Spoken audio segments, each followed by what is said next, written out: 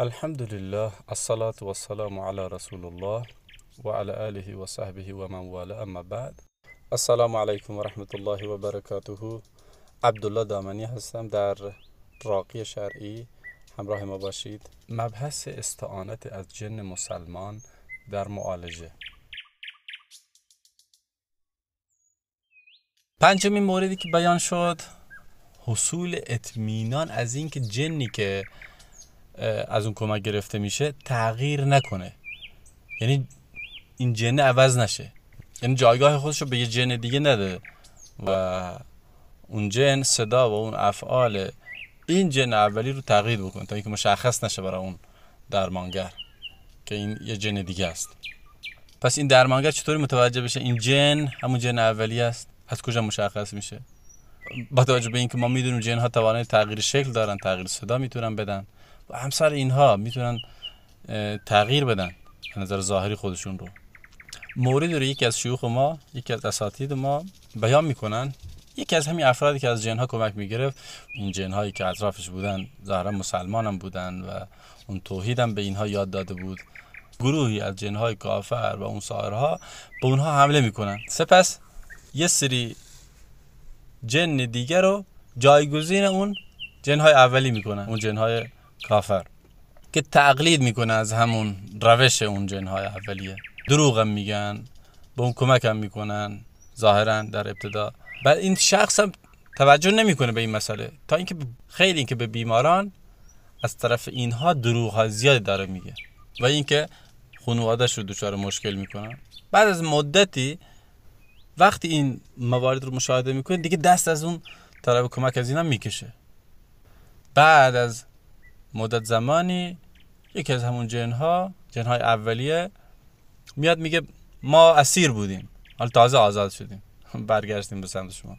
وقتی چون این موارد پیش میاد، این میتونه مسائل رو بسیار پیچیده و گمراه کننده بکنه و میتونه خطرناک بکنه. همینطوری که ما در میبینیم، یعنی بسیاری از این افراد در شرایط بسیار پیچیده و بسیار خطیری دارن زندگی میکنن.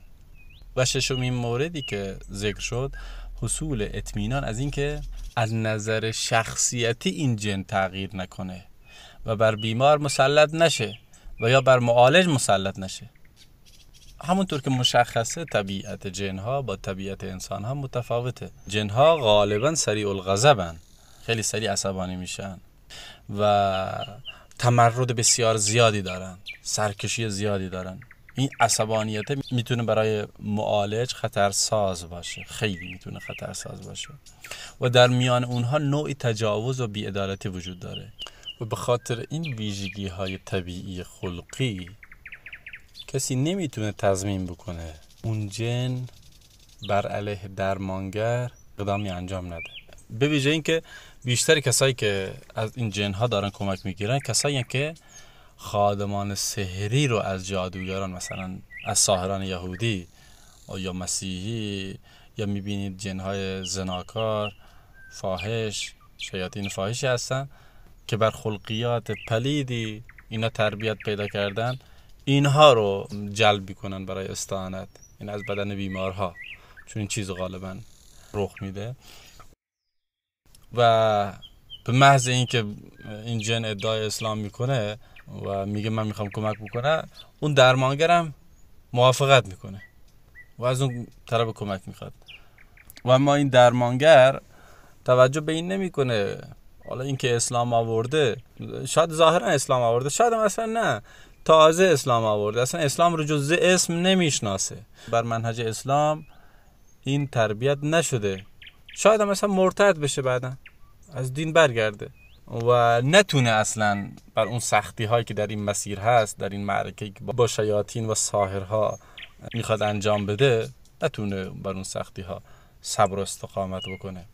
اینم به خاطر این که در توحید پخته نشده، در دین هم این فقیه نشده، تفقه نکرده. برخی هم امکان داره مثلا همون ابتدا هم از جن مسلمان طلب امداد بکنه.